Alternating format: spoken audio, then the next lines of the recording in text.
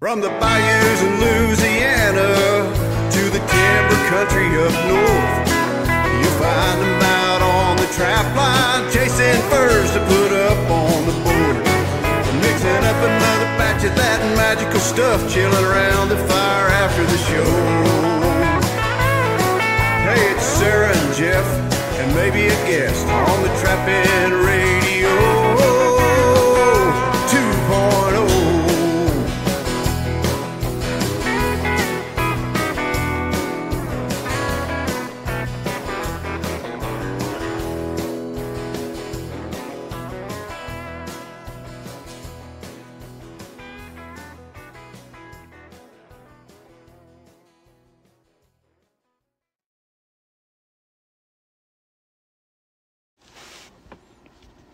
Hello and welcome to Trappin' Radio 2.0.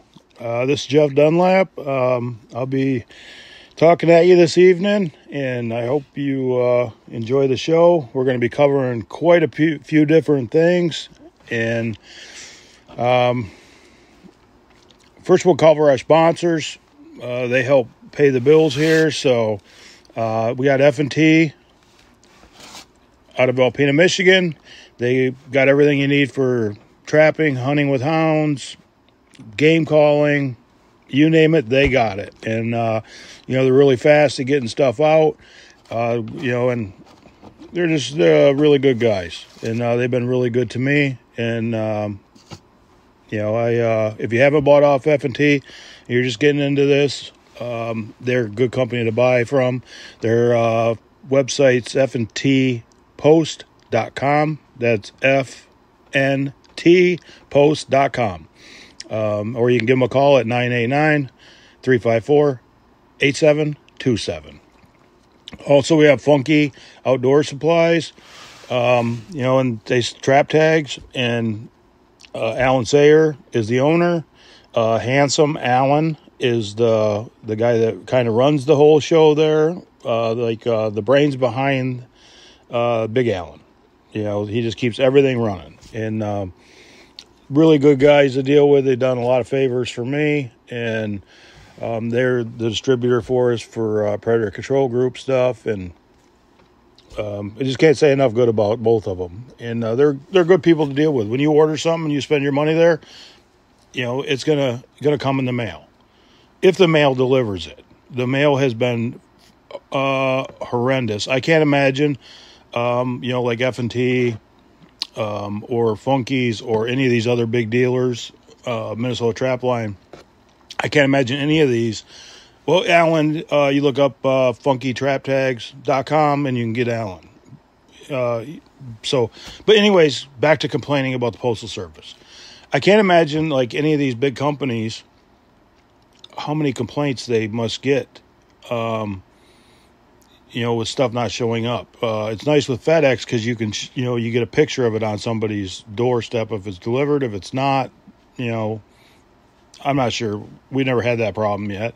But, we don't send out, because we don't, retail Dunlap lure stuff out. So we don't send out anywhere close to like a major, trapping supply store. So, we're not selling traps. We're not selling dye. We're not, we're not selling all this stuff. So, there's no way we're going to send it and don't want to. But the little bit that we send out compared to what they send out, we still have stuff that is never showing up, or getting stolen off people's porches, supposedly, it's like a constant. To me, it's a constant nightmare because I have to deal with it 5 or 6 times, and that's a constant.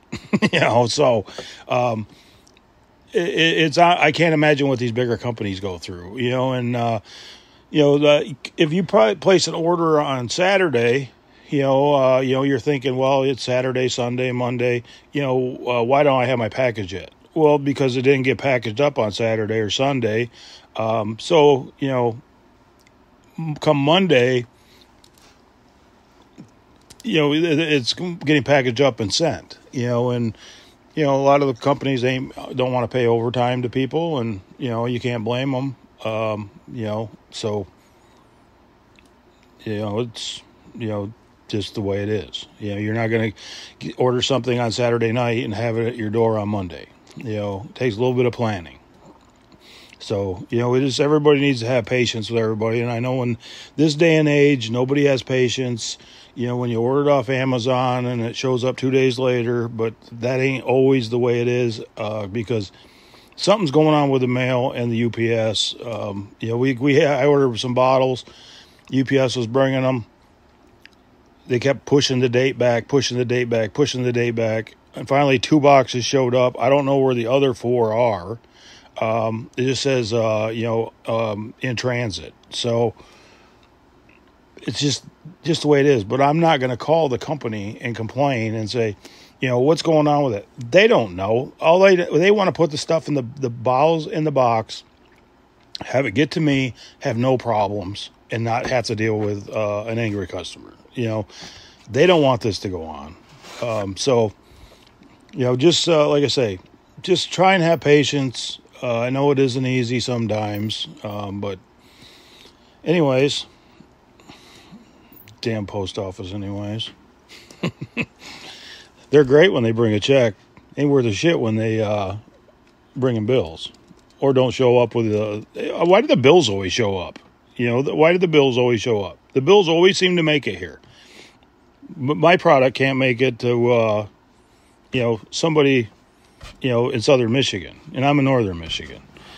So, anyways, what we're going to kind of cover to start with is I put on Facebook if you had any first sales coming up. I'm going to quickly cover, some of the first sales. These are not the only first sales going on. These are the only ones where somebody contacted me about, announcing it. So, anyways, what we got is we have United Trappers of Kentucky first sale. That'll be March 9th in Beechmont, Kentucky. Please size bundle your coon and beaver before the sale.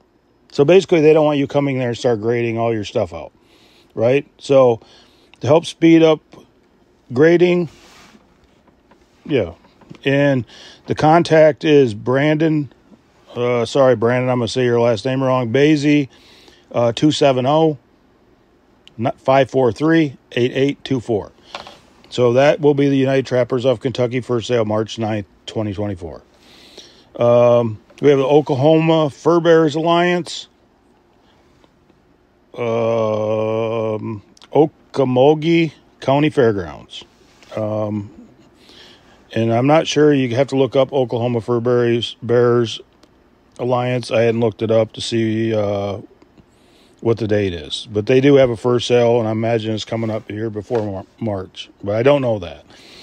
The Idaho Trappers Association, Rusty Kramer's doing a great job out there. I wanted to get Rusty on before this first sale because he wants people to, send the fur out there. They've been having some of the top prices in the country. I wanted to get him on an interview, but we haven't got the stuff hooked up yet to do that.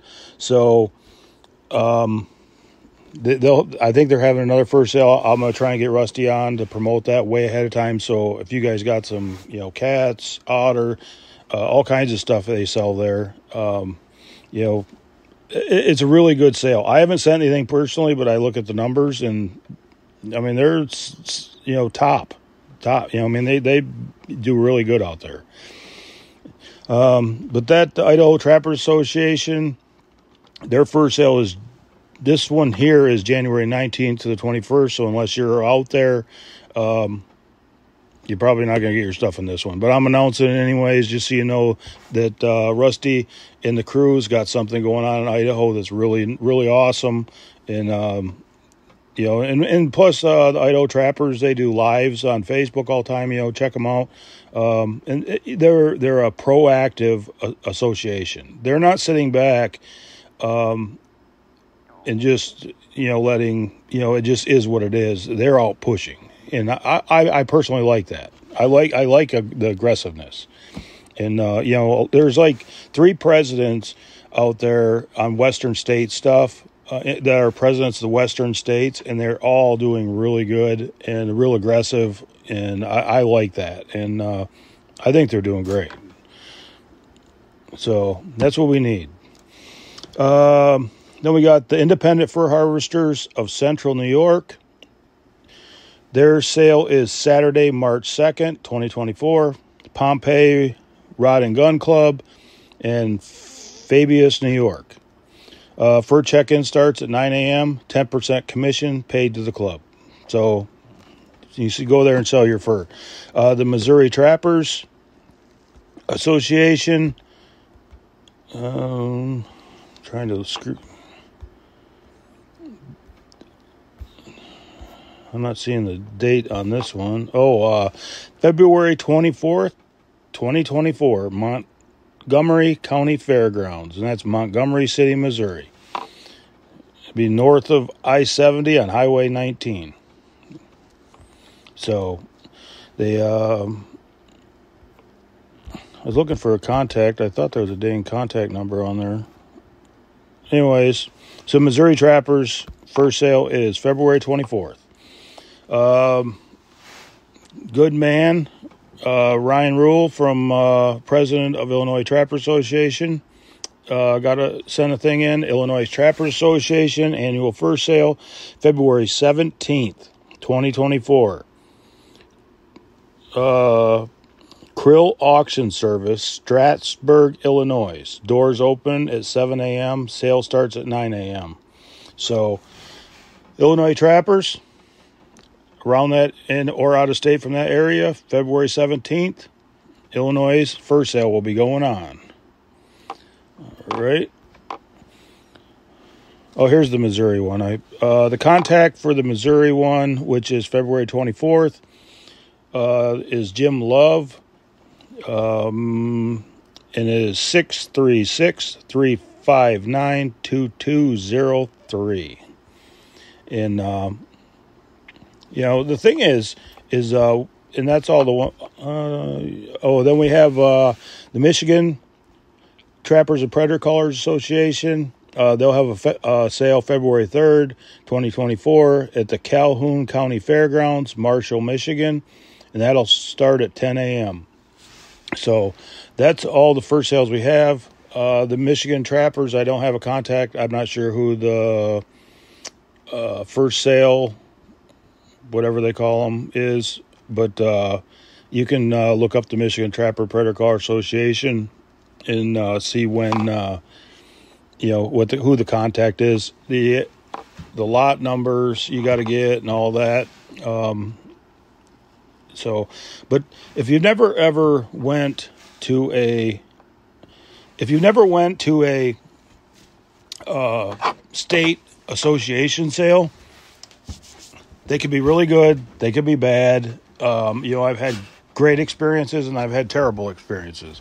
But generally, what you have is you have anywhere, generally you want to have at least 2 buyers. If you have 1 buyer up there, it's better than no buyers, but not, they're just dictating.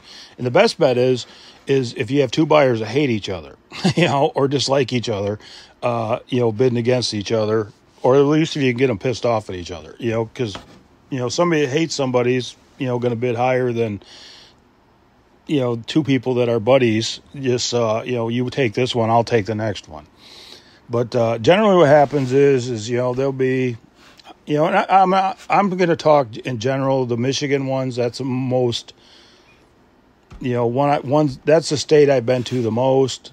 There'll be 7 to, let's say, 14 buyers. I don't know. On the top end, who knows? But we'll say 7 to 14 buyers. You'll have some serious buyers. You'll have some people that are just there to, buy like specialty goods. If a gray fox comes through and they need it for, making hats or, whatever, other items they might be making. So you're going to have them, the ones that are looking for specific things. You're going to have the bigger buyers, and you're going to have like the medium buyers that really take over when like the bigger buyers goes as lunch or something like that. But the medium sized buyers get pissed off at the bigger ones, and they'll bid them up sometimes. And so I mean, every buyer you got up there is a benefit to keep that price going up. For the trapper. But the good thing with the state sales, and I keep talking about that, and it's not even, if you just take that part of the association makes money off of selling the fur, and their cut, whether it's 5%, 10%, whatever they get. Some of them you have to be a member, so you can join right there. Other ones, you pay a percentage. Let's say, I don't know what it is. Let's say 5% if you're a member, 12% if you're a non-member. So it benefits you and them to join. But like at the Michigan one, you have to get your lot number, and that gives you, your number, where you're going to sell your fur that generally Saturday. And, and I think the way they used to run it, I'm sure they still do, is the top 10, let's say, because things might not be rolling yet, where they're really bidding, or somebody might not have showed up because of weather, but the first 10 have the option, like if you say no on your fur, that you don't want to sell it, you can move, back in the line, further back, and then run your stuff through again. If that's generally the way they had run it. I don't know if I imagine they still do. I mean, it was always a, kind of stuck in stone thing. So trappers would probably have a fit if they couldn't, but the good thing with that is, it's like, people say, well, I don't have anywhere to sell my fur. Very seldom do you put something across that auction block where there's no bids on it. You might not get $1 million, but the thing is, there's somewhere to sell your fur. And that's what's always good about the association sales is, somebody will bid on it.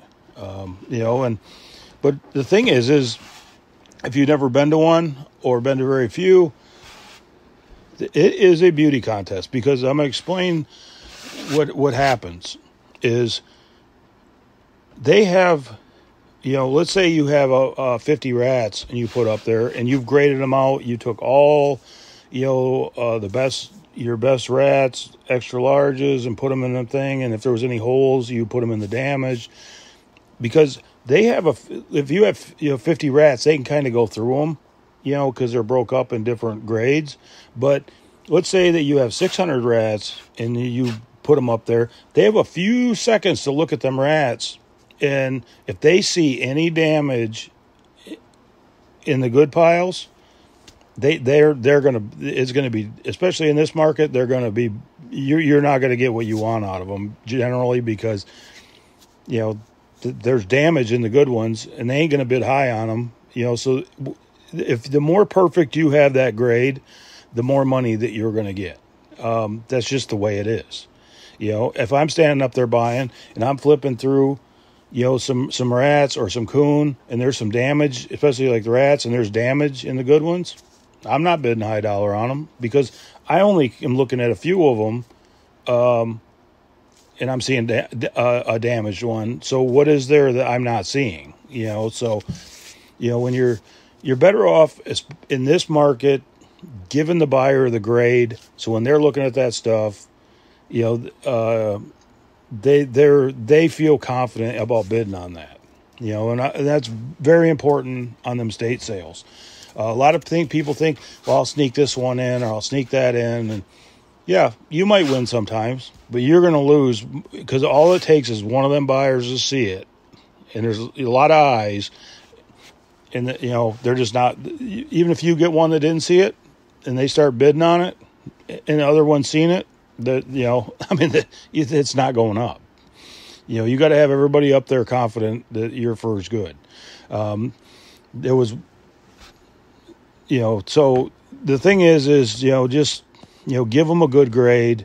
When the market's really hot, the grade can go more your way. But, in this market, that's my suggestion. But like I say, it gives you options to get rid of your fur. Definitely look at your association or a neighboring state association. Look on their website and see if they have fur sales, when their fur sales are and stuff. And, as I get them on the shows, I'll be announcing them, because I want the associations to do good. I want the trappers to do good. So I'll be announcing them. And, if I think of different things that might help you, if you've never been to one, I'll definitely bring it up.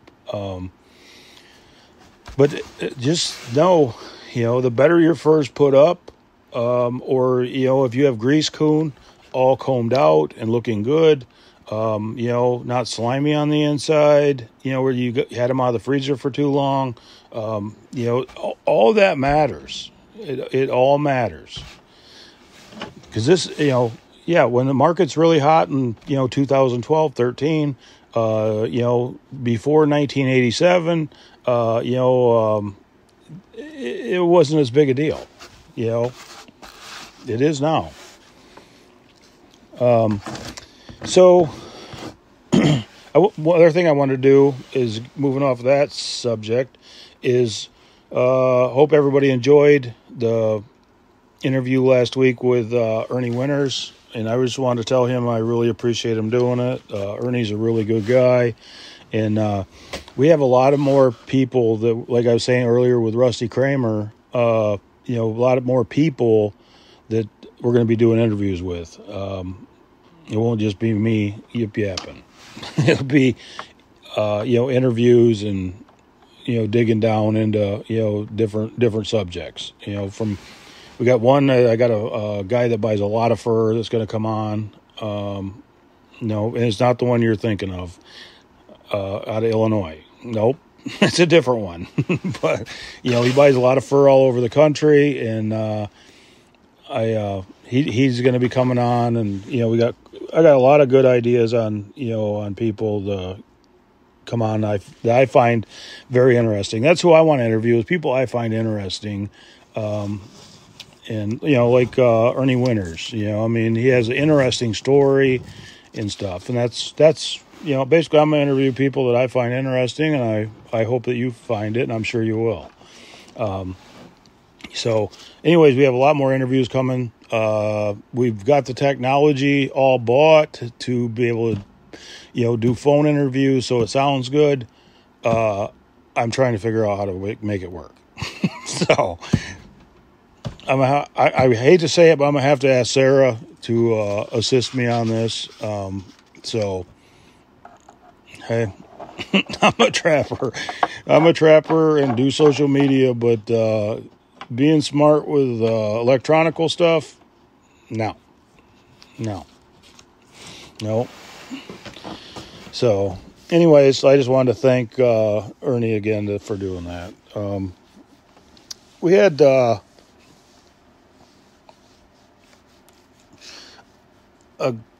person contact us about, this would be like a follow-up from a couple shows ago. They ask if they're just starting out trapping, and they want to know, with fur in, fur out, what's the different processes, what animal is fur in, which one is fur out. So, we're going to kind of cover some of that for people that don't know, because, a lot of times people ask on Facebook or social media, and people say, oh, what are you, stupid? Well, if you don't know the difference, why are you even trapping? And, they jump all over them. Listen, nobody knew shit until somebody else told you, or you seen it, or, I didn't know. If it wasn't for my dad, I wouldn't know shit. I would, if I didn't see it online, but again, my dad had to show me, so we're all like that. Where you don't know anything is monkey see, monkey do. So if you're just starting out trapping and people give you shit about anything with trying to learn or better yourself, just water off a duck's back. Water off a duck's back. Because if somebody's jumping all over you for asking questions that they consider below them, they probably ain't trapping anyways. Because just because somebody has a lot of trapping advice doesn't mean they even have trapped in a long time or ever. So, take the advice for what it's worth, which is probably, from some people, not worth anything. So, anyways, if you're just starting out trapping or any type of fur stuff, the fur in, fur out, let's just say if you're going to do it have your stuff tanned, like if I had a bobcat, a red fox, a gray fox, I'm going to stretch it. Now we're just talking about sending out for tanneries on this part. I'm not going to turn it and put the fur out. I'm just going to leave the fur in, because every time you turn it, you take the chance of ripping it. So I just leave if I'm going to send it to tannery, I don't turn it. I just let it dry all the way with the fur on the inside, like on a bobcat, a red fox, or a gray fox, something like that, where it's easy to rip them. But if you're, so to send them to the tannery, I don't turn them. When you're putting them up for the fur market, they have to be, turned inside out with the fur out, the skin in. And there's a whole process, we'll probably go into that sometime about, turning them and everything. But so talking for the fur industry, fox, red fox, gray fox, traditionally, I know somebody was saying that Grunwald wanted, and I didn't see this. I don't even remember who I seen it. Grunwald wanted them fur in. So, but I didn't see him say that, so I don't know that for sure. But traditionally, red fox, gray fox, bobcats, coyotes, fishers, pine martens, any long fur animals like that are, which are considered, except for coon, are considered long, long hair too. But any of those animals are all fur out. They have to be where you dry them partially, turn them inside out, put the fur on the outside. All right. So like raccoons, thank God they ain't got to be turned. That'd be a freaking nightmare. So raccoons, now we're going to cover, where the fur would be on the inside, the skin on the outside, which is the easiest way. Is basically all the water animals. You got raccoons will be with the fur in. Muskrats will be with the fur in. Mink will be with fur in. Otter with fur in. Nutria, if you have them in your area and you're going to stretch them and dry them, which if you do have them in your area, we might be interested in buying some. So, it'd be not $1 million, but we definitely, might be interested in buying some if you got them stretched and dried. So, get a hold of me, either me or Sarah. Weasels, I see them both ways.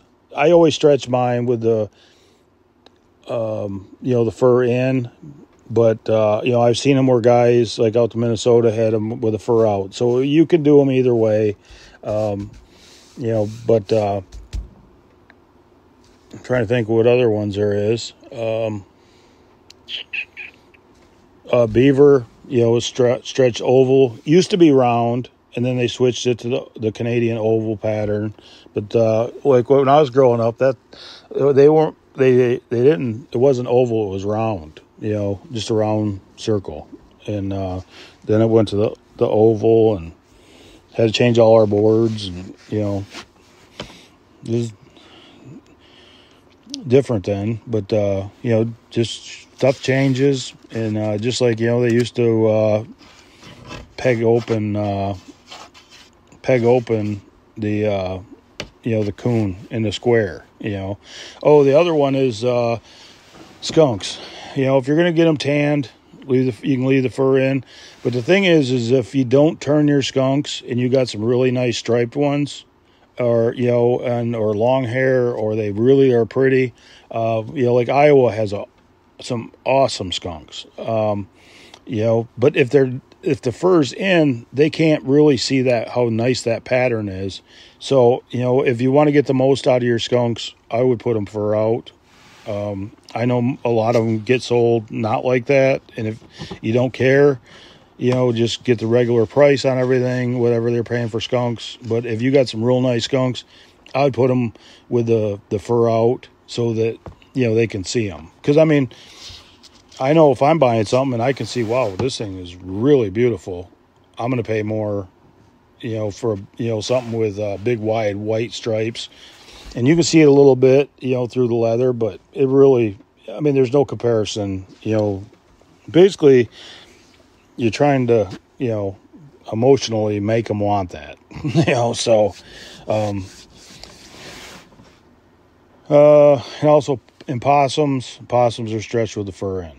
So I think that pretty much, about covers everything I can think of. Lynx. If you're up there in Alaska, the lynx, fur out, wolf, fur out. I think I'm sure I'm missing something. Somebody will be like, oh, hey, what about this? And that's fine. But, that kind of covers, fur in, fur out. The thing is also, since we're talking about fur in, fur out, we'll talk about, different ways. It's like with the feet. Do you leave the feet on? Do you take the feet off? If you're going to like a state sale, especially like New York, I know they have a lot of them. I didn't read any of their sales, but they got quite a few different ones. Pennsylvania's got quite a few different ones, but I didn't have time to look them up. And, the associations didn't give me the information either. So, hopefully next week we'll be able to announce some of them, because that's, a lot of trappers in them states. And, but if you're going to like a New York sale and a lot of other ones, if you leave the feet on, you can get more money. Sometimes considerable amount of money if you have something really cool, like a really awesome coyote, really awesome red fox, something like that. Bobcats with the feet on. I leave the otter feet on a lot. They look, pretty cool. A badger for sure. But the thing is you can draw a premium with them. But let's say you have a piece of shit looking coyote, okay? It's got a big rub in the middle of the back, all right? It doesn't have a good collar on it. It's flat looking. The thing is, if you skin the feet out, you're wasting your time, because it is a piece of crap coyote, and nobody's going to want to get that tan to put on their wall. So if they're not going to use it to get it tanned and put on their wall, or somebody buying it for something to do with the feet, if it's junk, it's junk. Don't waste your time skinning out a junky one with feet. Just skin out the, what looks the good, something that you'd say, like, wow, that's a really nice one. That's the ones you want to skin out. And you definitely can draw, more of a premium. I think I got some videos on YouTube, skinning out the feet, and, and if you skin out the ears, take the cartilage out of the ears and do all that. Everything you do will increase that. But I think I got one on, I know I did some lives with it. I'll try and get something else up with doing the feet. I'm pretty sure I got videos on YouTube with the feet. And Haggerty does them different than me, and I'll get with him, because that's the thing is we're going to Arkansas we're trying to get out of here February 2nd. It might not be leave till the 3rd because we've been so swamped. Everybody in the trapping industry that I talk to has just been super busy since this big storms happened and all the cold. It's kind of slow, it's backed off a little bit, but it's still really busy catching up on everything. And so we're going to be trying to get out of here the February 2nd or 3rd to get down there on the 4th and start setting on the 5th. And then me and Sarah stay there for, I don't know, 2 weeks is what we're supposed to stay there, and then, go to South Texas. But just found out yesterday that J1, Jeff Haggerty, is going to be making the trip down there. Carl invited him to come down, which I couldn't be happier about. So we'll get to hang out with J1. I heard that I didn't talk to Tim Roper, meat trapper. We call him meat tenderizer. But it cracks me up. Meat tenderizer. That's because don't tell anybody this, but he clubbed a beaver, and me and Haggerty started saying, "Meat trapper, we're going to call you meat tenderizer." So that's we changed his name. But Tim Roper's an awesome guy. He's fun to hang out with. I really liked him a lot, and I guess he's going to be over there for a couple days. And I'm going to try and get an interview with Tim. He used to do the interviews before and have his own show and everything, and I hope I can convince him to do one because he's a good guy and really funny.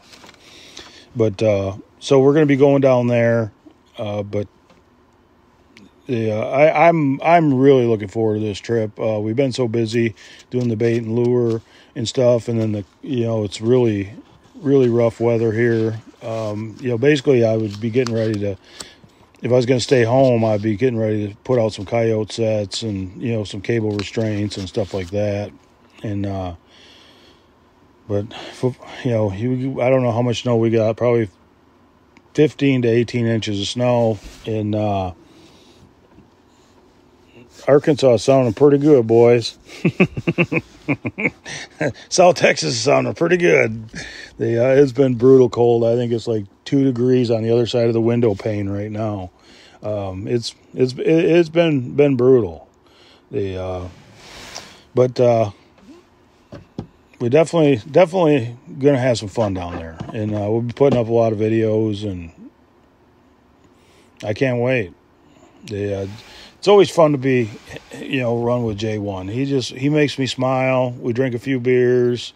We're going to rag on Carl a bunch, about Carl's Dead Sea chicken.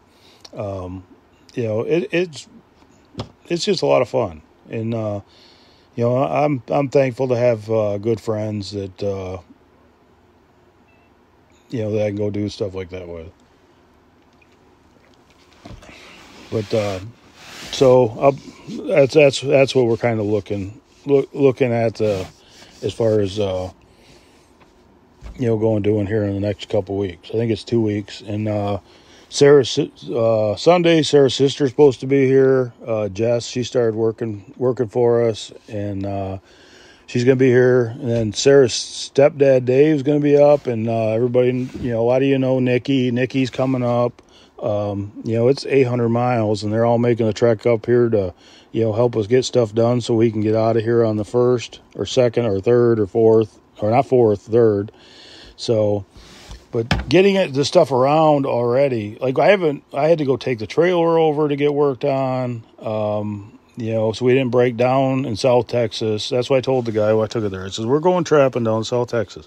I don't want to be down there with a broke spring like I was out to Minnesota. Whatever's wrong, anything that's wrong with this, just fix it. You ain't got to call, just fix it. So we'll see. I took that there 2 days ago.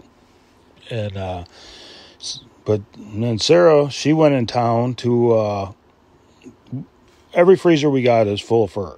So we got like I guess a 20 cubic foot or 21 or 22. I don't know what it is. Anyway, it's long. It's got wheels. anyways, we got that full. Then we got 2 other ones here, and then we got like 3 down to Iowa.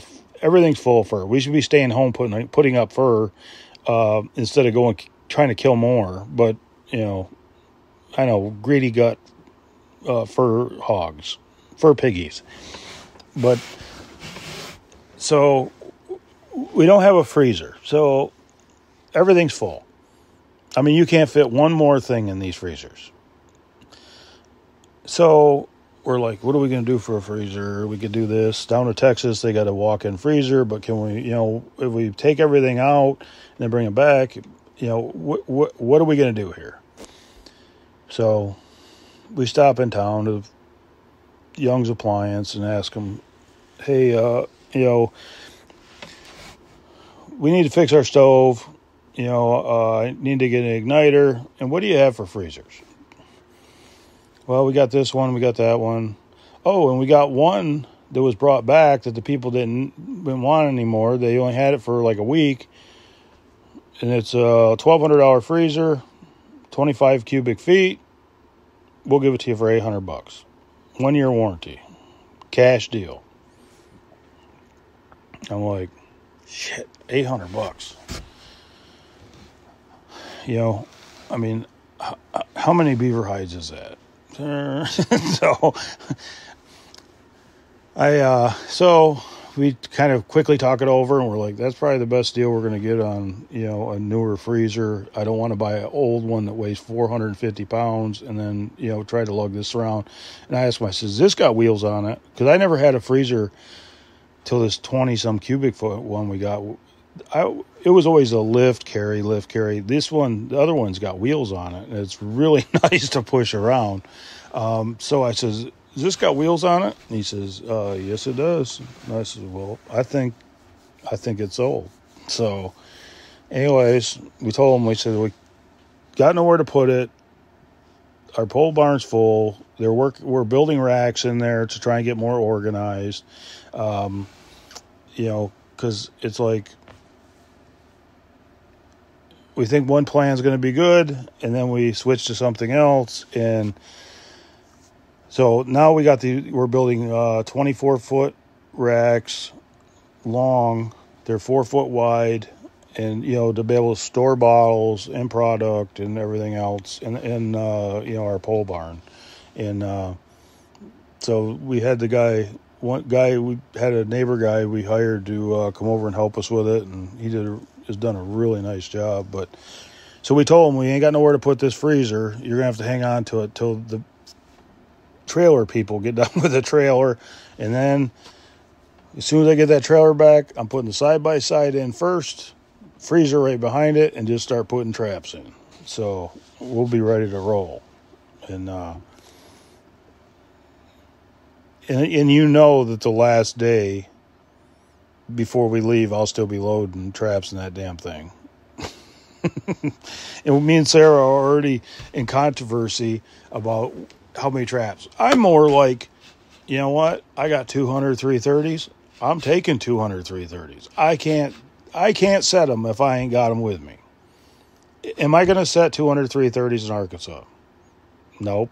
Am I going to need 200 330s in South Texas? Nope. But you know what? I think I should take them 200 330s, because if something happens, I ain't got them to set. You can't set them if you ain't got them. Anyways, Sarah said we need like 30.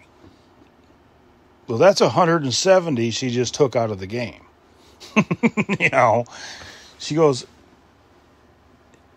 we're going to be taking a bunch of footholds, and she's right. I mean, there's only, we're trapping private property. We're not road trapping. So, there's only so many spots to set, and we'll be moving them around and, just bang, bang, bang. Because down to Arkansas, the way we're doing it this year is like me and Sarah and Haggerty will be, like targeting beaver and otter. We'll make some, coyote sets and stuff like that too. But Carl will be targeting, snaring, the coyotes, and then, and other people will be going after raccoons and possums because it's a nuisance job for Carl. We just go down there and we get to trap on this great place. So, and Carl's nice enough to let us come down there and go with him. And plus they got hogs, and we're all going after the hogs, and it's just it's awesome place to trap. And so everybody's got kind of their own thing that they want to trap, and everybody, so you don't step on each other's toes. But what we'll do is everybody goes out on their own to set the traps, and then, like, let's say we all went out on our own, set traps wherever we wanted to, any kind of traps you wanted, and then, like, tomorrow morning we all go together and to check in the morning. And then because it's fun having everybody there, and camaraderie, and ragging on each other and stuff. And everybody wants to be there if you snared a hog and stuff. So we'll check them together. Then after you get done checking, then you split up and go your own way to go set some more out. So it's a really fun time. And then we'll go back there to the place for lunch generally, and have dinner. And so, but it's gonna be a lot of fun. And then the long drive down to South Texas, which I am not looking forward to. But it's back on the fur in, fur out, all that. We also had questions on wood versus wire. Back in, it's always the old days for somebody, but back in my old days, we used mostly wire. But it wasn't a beauty contest. It was just, they wanted the product, and, as long as it looked presentable, like I'm talking about, like raccoons, it was, acceptable to do wire or whatever. And some people can make them look really nice on wire, pin out the tails and do all that. I just think wire is way easier for me. On a production scale way, wood takes me personally longer. You might be 10 times faster, but I know when I get done putting up muskrats, I get done putting up raccoons or anything else, my fur always looks better on wood than wire. So if I'm going for a beauty contest, and I'm just talking about myself, there's some people that can probably put them up on wire where they look fantastic. I can't. I do better as a beauty contest, which that is this market, except for beaver, putting them up on wood. I can pin them out exactly where I want, and open up the tails, and to me they look way better, my fur, coming off of wood than wire. That being said, if you're gonna get them tanned, or we've got 400 some coons sold, some of them will be going on wire because they're sold.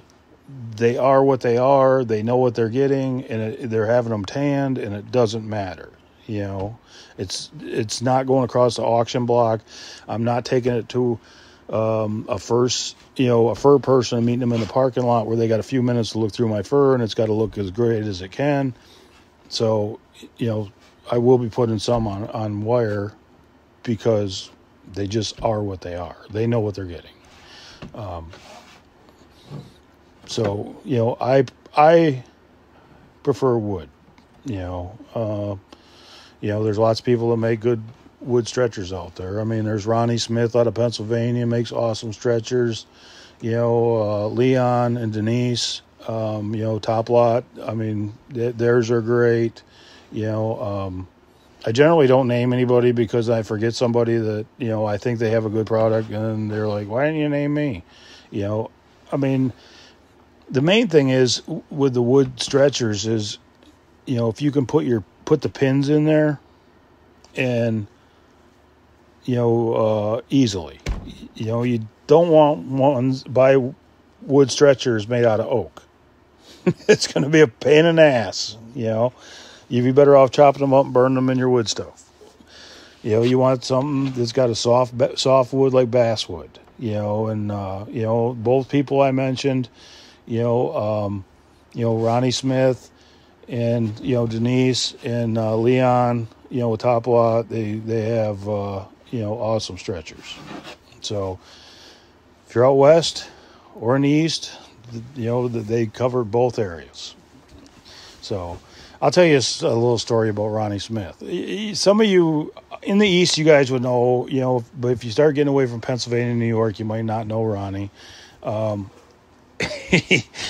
not going to tell you every dirty story about him, but which I could go on for 2 hours about. But anyways, we're sitting there at a fire in New York. We're at Herkimer, New York, and Kurt Obermeyer, me and Sarah and Ronnie and his, 22nd girlfriend or 23rd, I can't remember. We're sitting there at the fire, and Kurt Obermeyer and Denise and Leon walk up, and we're bullshitting, and I'm sure I had a few beers, and I'm sure Leon and them did too, and Denise, and they get to, I don't know, like Ronnie starts talking about boards, and they're talking about boards, and he says, and Ronnie says, my boards, how do you say that? Well, Leon, he said, my boards are pretty good. My boards last longer than my relationships. So I told Ronnie, I said, you should put that right on your business card. So you can't ask any more from a board maker than for his boards to last longer than his relationships. So I thought that was pretty funny. I've laughed about that many times. Ronnie's fun to rag on, so because he's a good guy and he's been a good friend. So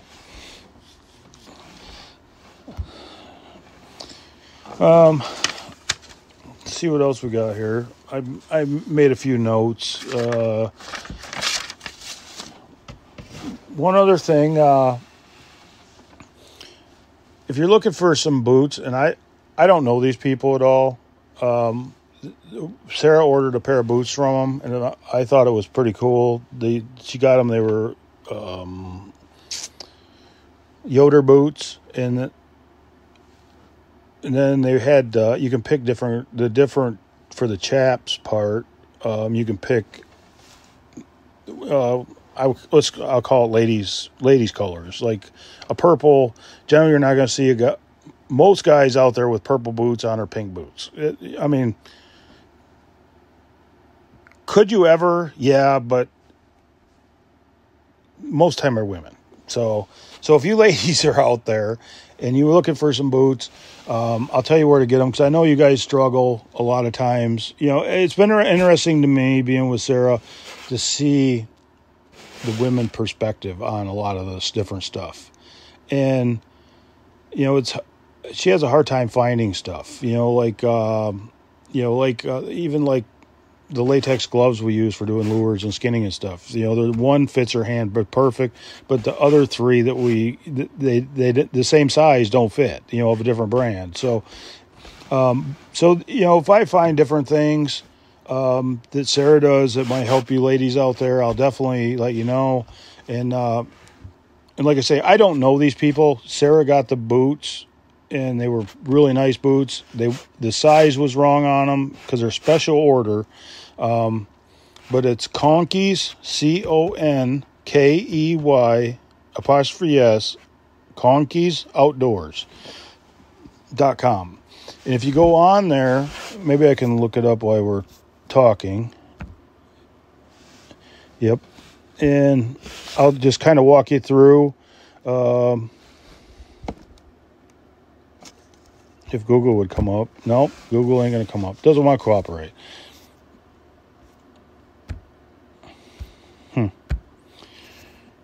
It's always some damn thing.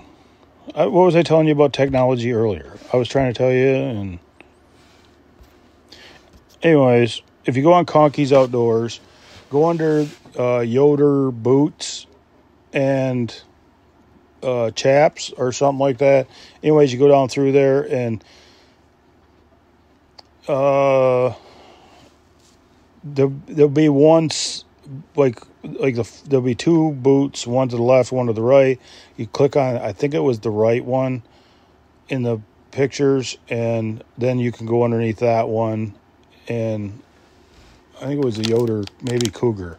Anyways, and then you go and you can pick out different chaps for your hip boots, which would be the high part. And it tells the measurements, how to measure, your legs and everything, and the inseam, and give them exact sizes because otherwise they won't fit. And but if you guys want them on there, I mean they got really really cool. And if you're from the north going to the south and scared of snakes like we are, they even got snake bite ones. They don't guarantee that on the thing. It says they don't guarantee that. They didn't say they didn't work. We don't guarantee that they don't work, but they're not responsible if they don't work. So that doesn't make me feel super comfortable on the snake bite boots. I want the ones where, no, we're so confident that we will wear these boots through a pit of vipers. I don't want to buy a pair of snake bite boots if the people that sell them aren't too sure that this is going to hold up enough so they don't want to get sued. So ladies or gentlemen, if you want some, they got some man colors on there too. And like I say, I don't know them, and they don't know me. But if I find something like that works, then I'll try to pass it on. Conkie'sOutdoors.com. And what I'll do is we're kind of running out of time.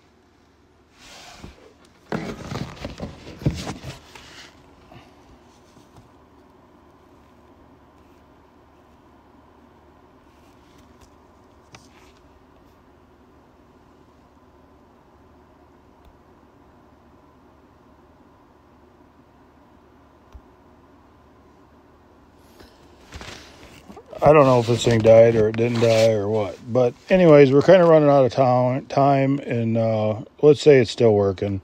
When the thing that always surprises me is how naturalist now is like a dirty term, but back in the day, it wasn't like that, where naturalist was a bad word. It was what you strive to be as a trapper, and it's too bad that that term isn't positive anymore. It would be, the thing is what to me what a naturalist is somebody that wants to know more about the animal. Let's say, because we're trappers, that that you're going to be trapping, and the thing is it's like with coon. You get lots of people that say lots of stuff about raccoons, and I'm like, that's not true, but they really believe it when they're saying it. Like on Facebook, they you just throw anything in a DP and you're going to catch a raccoon. Do you have to buy bait? No, you don't have to. Is that easy? Yeah, it's easy. But you don't have to buy bait from me or anybody else. You can make your own. You can do whatever you want to do. But to say that just throwing some dog food in a DP is the best, and they always say you'll catch you catch every one. Now we all know that's a damn lie. I caught tons, doing this. Another lie. The thing is, or you'll catch everyone going down the trail. No, you're not going to. I don't care what trap you're using. You're not going to catch everyone going down the trail. But the thing is people they believe something. And the reason I know this is true is because I've done it myself, and I still do it myself. You believe something so strong because in 1980, 1990 you did it, and you only remember the positive. You don't remember the days when you didn't catch nothing. You always remember the big catches or it was fabulous. And I just think that, as a trapper, you sell yourself short if you're not looking at the way it really is.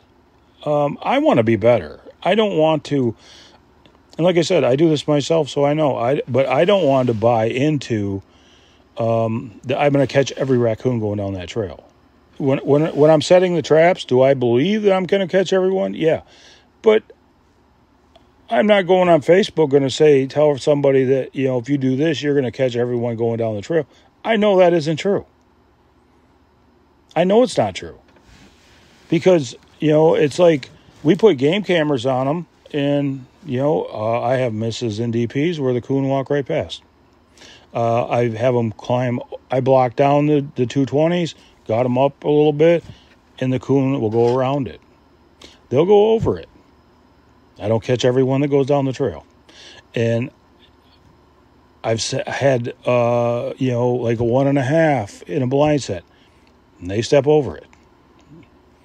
You don't catch them all going down the trail. You just don't.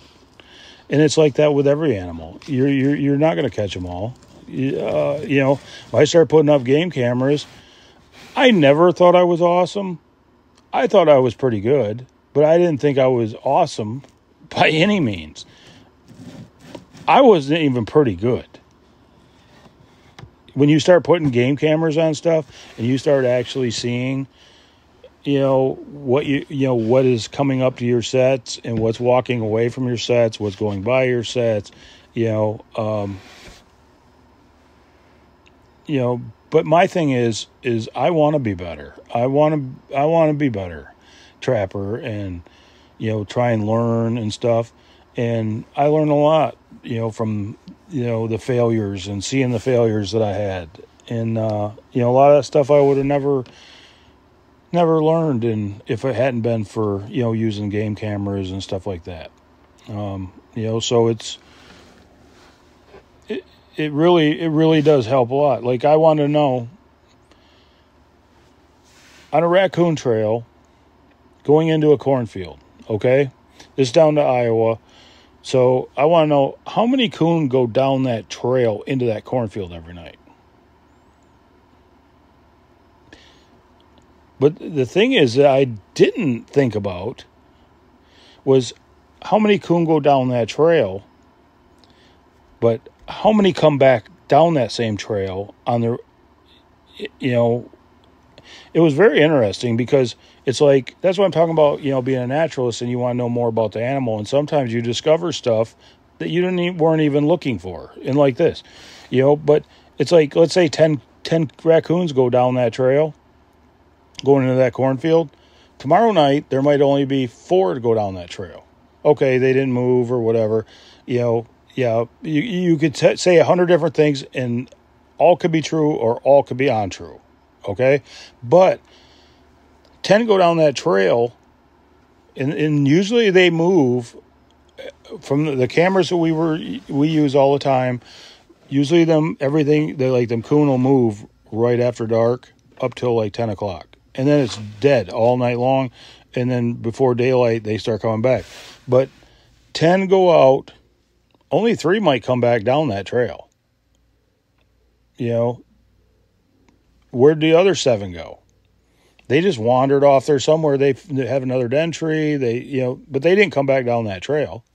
Coming out, could they have come out 10 feet down where you didn't have a camera? Absolutely, they could have. But they probably didn't. They went out on some other trail to a different den tree, and maybe so the thing is, maybe that coon would never go back down the trail. That was your only shot at him, and you missed him. So, and the ones you caught were fresh ones coming in. I guess I have lots of questions and I don't have all the answers, but that's what makes trapping great. If you have all the answers or think that you have all the answers, you're better than all the rest of us put together. Because I have the more answers I get, the more questions I have. And I hope it always stays that way. It's like otter trapping. That's why I love otter trapping. They're highly intelligent, and the more pressure you put on them, the more they change, and the tougher they get to trap. And that's when I love to chase otter. I wish otter prices would come back up to $200. Not only because of $200, but there'd be a lot of people out chasing them and smarten them up and make them, where the pressure's put on them. They start changing their habits, and and that makes me better. I learn more, and that's all I want to do. I like learning. I like learning about the animals. I like to learn how to be a better trapper. And like I say, you're never going to figure it all out. You only see a little piece of anything at one time, and you're just trying to put the pieces together, enough to, get enough information just to be half-ass effective. And I know I like I say, if you got game cameras, go put them on your sets. You'll definitely learn a lot. In